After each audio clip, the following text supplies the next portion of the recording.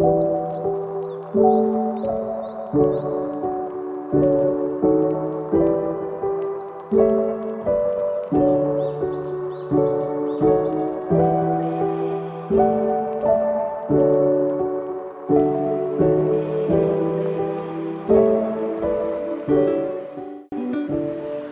and gratification atau kebutuhan dan kepuasan pada awalnya muncul karena adanya kritikan terhadap teori bulat yang dikembangkan oleh Wilbur Schramm pada tahun 1930-an.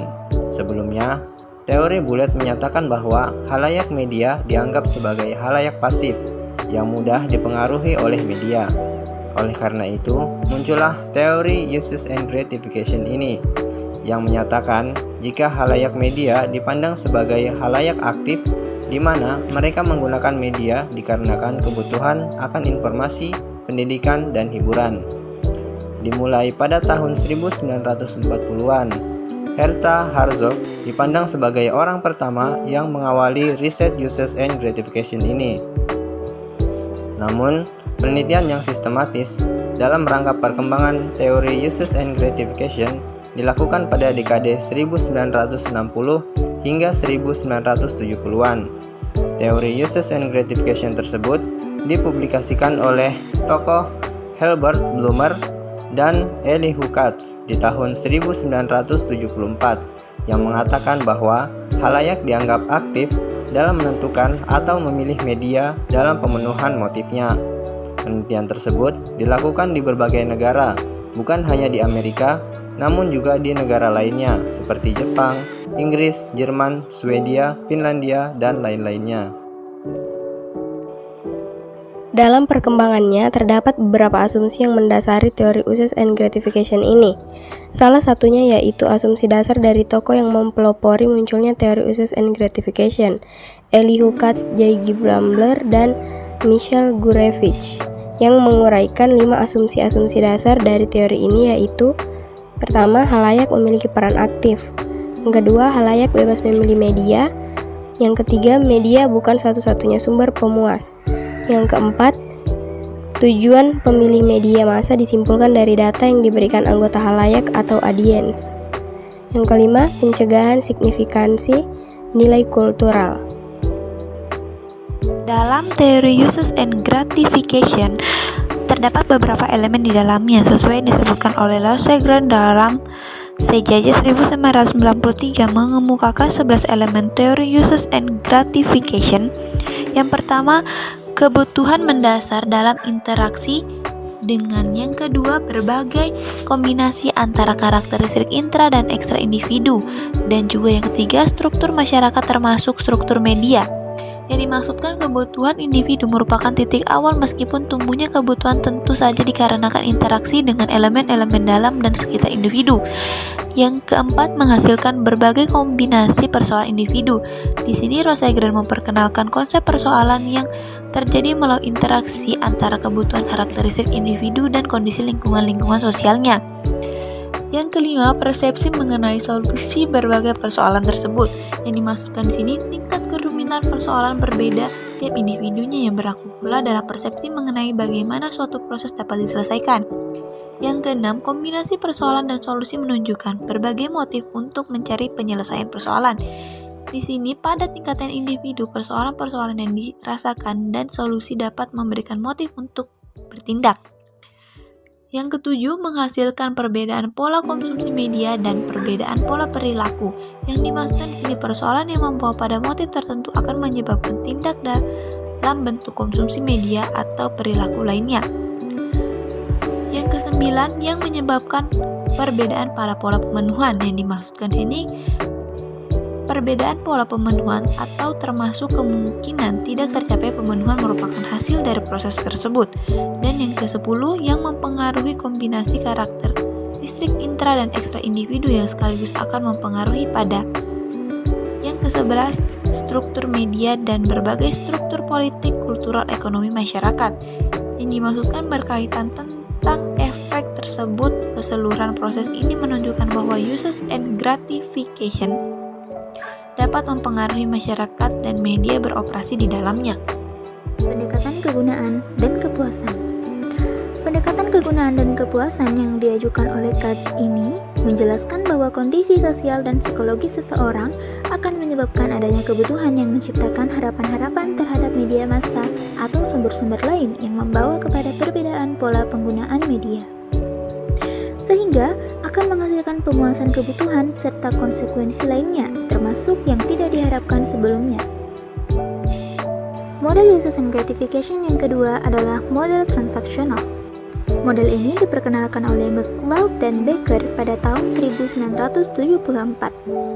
Model komunikasi transaksional melihat komunikasi sebagai kegiatan transaksional di mana pengirim dan penerima pesan bertanggung jawab terhadap efektivitas komunikasi.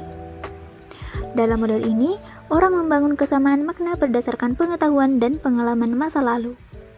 Model ini menjelaskan bahwa terdapat dua faktor yang menghasilkan efek pada audiens ketika menggunakan media, yaitu karakteristik pesan dan orientasi psikologis individu. Model uses and gratification yang ketiga adalah model nilai harapan. Model nilai dan harapan menyatakan bahwa kepuasan seseorang terhadap media tergantung pada kebutuhan dan sikap individu. Palmgren memperkenalkan gagasan ini pada tahun 1984 dengan menyatakan bahwa perhatian audiens terhadap suatu media ditentukan oleh sikap yang dimilikinya. Sejarah internet dimulai dari proyek penelitian pemerintah Amerika Serikat yang bertujuan untuk membangun sebuah jaringan komunikasi yang dapat menghubungkan komputer-komputer militer di seluruh Amerika Serikat. Sejarah internet dimulai dari proyek penelitian pemerintah Amerika Serikat yang bertujuan untuk membangun sebuah jaringan komunikasi yang dapat menghubungkan komputer-komputer militer di seluruh Amerika Serikat, sehingga mereka dapat saling berkomunikasi dengan cepat dan aman. Proyek ini disebut ARPANET dan diimplementasikan pada tahun 1969 dengan menghubungkan 4 universitas di Amerika Serikat. Perkembangan internet selanjutnya terus berlanjut hingga saat ini dan telah menjadi bagian penting dalam kehidupan modern. Internet memungkinkan pengguna untuk berkomunikasi, mencari informasi, berbelanja, bermain game, menonton video, dan melakukan banyak hal lainnya secara online. Internet sendiri merupakan singkatan dari Interconnection Networking. Internet berasal dari bahasa Latin inter yang berarti antara. Secara kata per kata, internet berarti jaringan antara atau penghubung, sehingga kesimpulan dari definisi internet ialah merupakan hubungan antara berbagai jenis komputer dan jaringan di dunia, yang berbeda sistem operasi maupun aplikasinya, di mana hubungan tersebut memanfaatkan kemajuan komunikasi seperti telepon dan satelit, yang menggunakan protokol standar dalam berkomunikasi. Adapun protokol yang digunakan yaitu protokol Transmission Control atau Internet Protocol. Menurut Lee M. dan Charles Johnson, internet juga dirujuk sebagai ruang maya atau information super cepat atau information super highway dan memungkinkan transfer informasi secara elektronik. Internet juga merupakan jaringan global dari komputer-komputer yang saling terhubung, di mana satu jaringan yang terhubung dengan berbagai jaringan. Nah, dalam perkembangan teknologi saat ini, internet sebagai media baru juga dianggap sebagai bagian dari media massa, khususnya jika dilihat dari sudut pandang konvergensi yang mulai marak akhir-akhir ini. Banyak media massa elektronik dan cetak yang mulai merambah ke dunia internet, contohnya electronic paper, streaming, dan lain sebagainya. Mereka memudahkan masyarakat untuk menerima informasi di mana saja dan tentunya lebih cepat dibandingkan dengan media lainnya. Dalam hal ini, tentunya berarti sesuai juga dengan karakteristik media massa.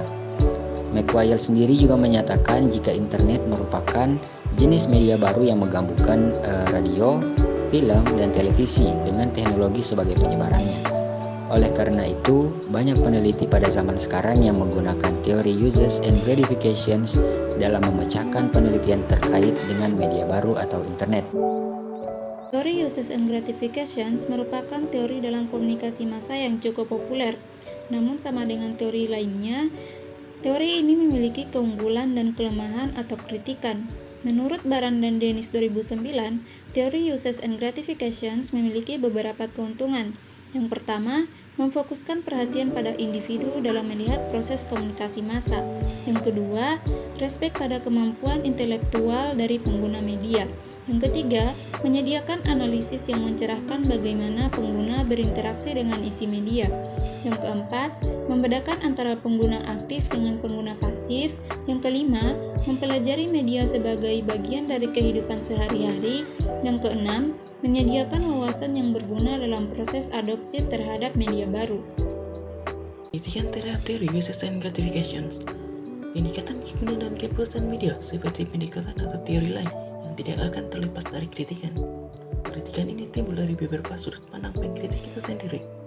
Di antara kelemahan tersebut adalah kelemahan dari segi perkonsepan terhadap pendekatan di mana peneliti menganggap data penelitian lebih utamakan daripada teori. Pendekatan ini telah dikritik karena terlalu rasionalitas dan berfokus kepada aktivitas sasaran serta melupakan ciri-ciri stimuli. Pendekatan ini telah mempercepat keruntuhan pendekatan dalam hipodermik, tetapi dengan fokus penelitian yang telah berubah. Efek kepada sikap dan pendapat berubah ke efek kesadaran dan pengetahuan, dan dari efek afektif ke efek kognitif.